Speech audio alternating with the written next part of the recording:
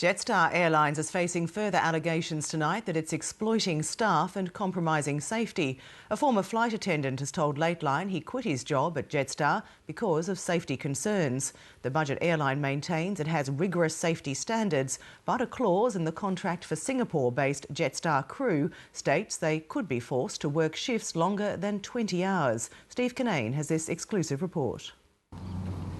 In June, Dallas Finn signed up to be a Jetstar flight attendant in Darwin. I've always wanted to be a flight attendant since the age of 14. I wanted to travel. I've had a customer service background and that was something that I've always wanted to pursue. But 2 months later, Dallas Finn quit Jetstar, citing safety concerns. I basically told them that they had actual safety issues with the airline and that it should be addressed. 2 weeks earlier, he'd filed this incident report about fatigue after flying 5 return international flights in 5 days. The majority of these flights were quite busy. I found that my sleeping patterns were drastically affected to the point of fatigue.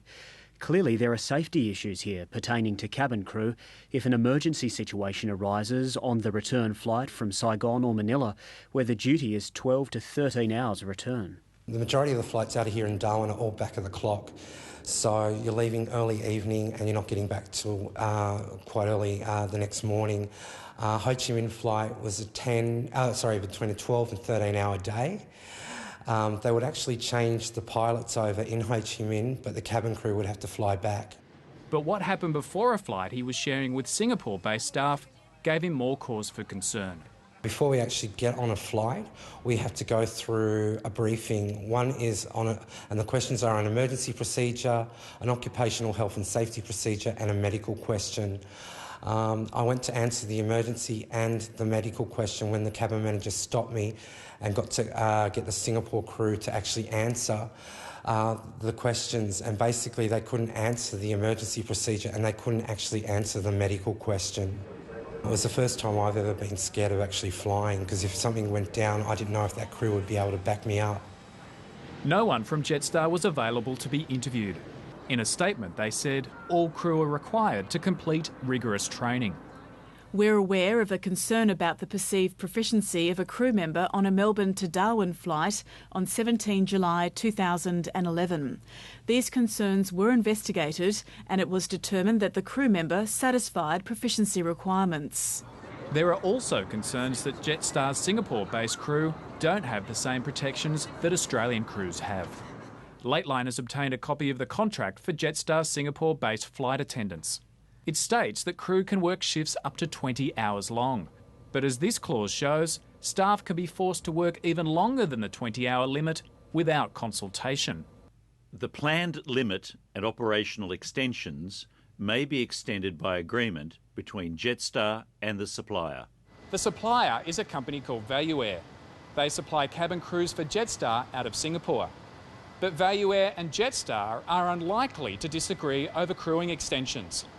Qantas, through Jetstar Asia, have a 49% holding in ValueAir. A Singapore-based crew member told Lateline, "If we complain about fatigue or long hours or bad flight rosters, the management's reply is, you signed a legal contract, so you have to do whatever that is." While it's in the contract that shifts can go beyond 20 hours, Jetstar, in a statement, says it doesn't roster 20-hour shifts.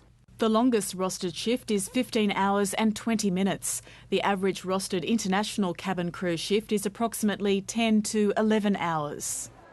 In July, Lateline revealed that Jetstar's Thai-based crew signed bonded contracts. If they quit or were sacked, they had to pay up to 4.5 months of their base wage. The contract for Singapore crew is similar. They can be forced to pay back nearly 3 months of their base wage if they resign or are dismissed. The association views that sort of practice as appalling. We would never allow under an enterprise agreement in Australia to have bonding for cabin crew, but they're allowed to do that overseas and we think that's unacceptable. But Jetstar says this reflects local market conditions. I think they're abusing the situation with the working rights. I mean, they're going under Singaporean law and they're going under Thai law, but they're flying above our skies. Steve Kinane, Lateline. And the full statement from Jetstar in response to concerns raised in that story will be on our website shortly.